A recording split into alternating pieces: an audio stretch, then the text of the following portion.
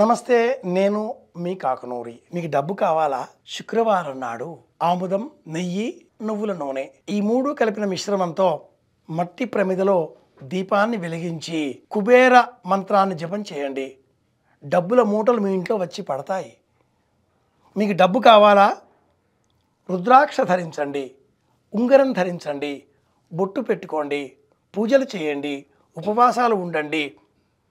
ఈ పూజ అర్ధరాత్రి మీరు చేశారా, ఇక మీకు ఎదురే లేదు. 2 నిమ్మకాయలు మీ మీద మీరు దృష్టి తీసి అర్ధరాత్రి 4 వీధుల కూడలిలో అలా విడిచిపెట్టి తిరిగి ఇంటికి వచ్చి వెనక్కి చూడకుండా వచ్చారా, మీరు కుబేరులైపోతారంతే.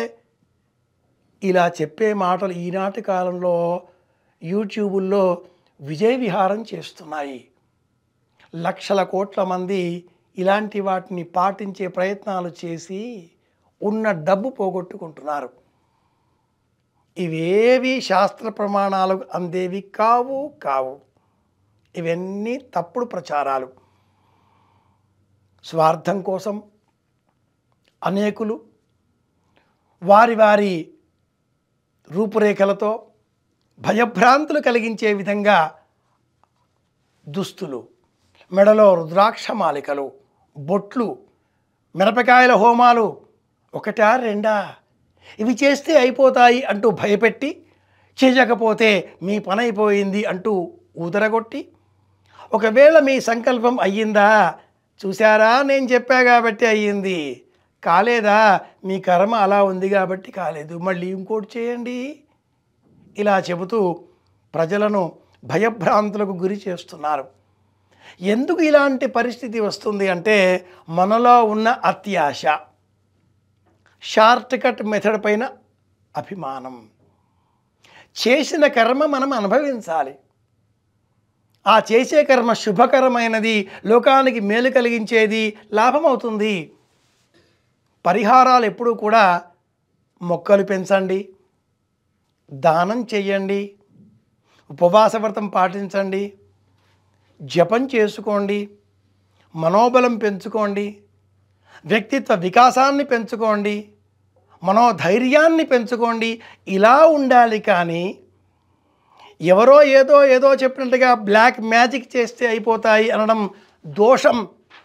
ఇవేవి మనకు ప్రయోజనం కలిగించేవి కావు, నష్టం కలిగించేవి అవుతాయి.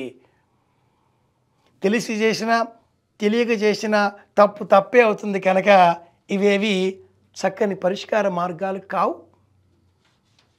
మొక్కలు పెంచుదాం, ధ్యానం చేద్దాం, జపం చేద్దాం, తోటి వారికి సహాయపడదాం, ఉపవాస వ్రతం పాటిద్దాం, మౌన వ్రతం పాటిద్దాం, పండుగలను శాస్త్ర ప్రమాణంగా అనుసరించే ప్రయత్నం చేద్దాం, సత్యవాక్యం జీవితంగా గడిపే ప్రయత్నం చేద్దాం, ఇతరులకు చేతనైనంత సహాయం చేద్దాం.